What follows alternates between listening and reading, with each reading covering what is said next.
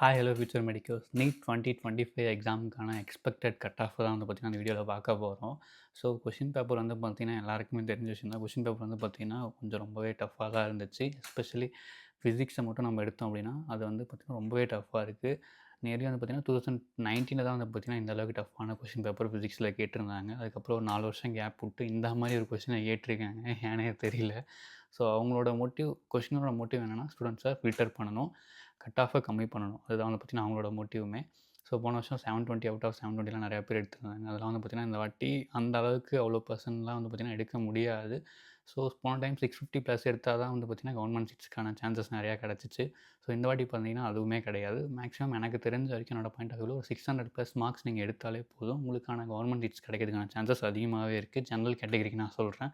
இதுவே நீங்கள் SC, SDA இந்த மாதிரிலாம் இருக்கீங்க அப்படின்னும்போது லைக் உங்களுக்குலாம் ஒரு அபோவ் ஒரு 550 இந்த ரேஞ்சிலே வந்து பார்த்தீங்கன்னா 550 to 530 இந்த ரேஞ்சிலே வந்து பார்த்தீங்கன்னா எம்பிபிஎஸ் சீட்ஸ் கிடைக்கிறதுக்கான சான்சஸ் நிறையாவே இருக்குது.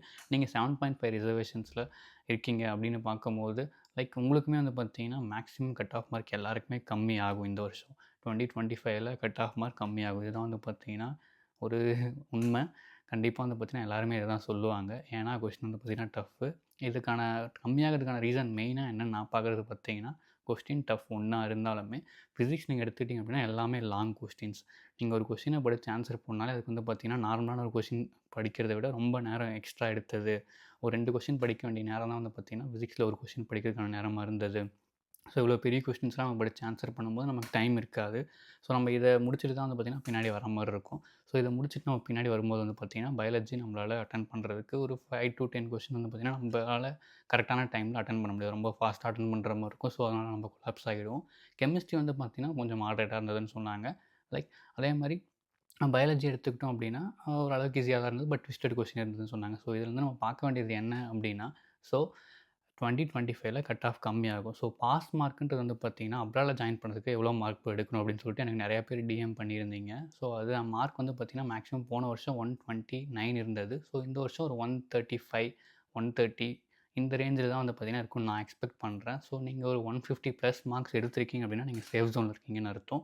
ஸோ நீங்களாம் வந்து பார்த்தீங்கன்னா ஈஸியாக அப்ராடில் அட்மிஷன்ஸ் பண்ணலாம். ஸோ நான் சொல்ல வேண்டிய ஸ்டூடெண்ட்ஸ்க்கு சொல்ல வேண்டியது என்னென்னா ஸோ மேக்ஸிமம் எல்லாருமே எக்ஸாம் எழுதிட்டு வந்து ரொம்ப காமாக இருங்க.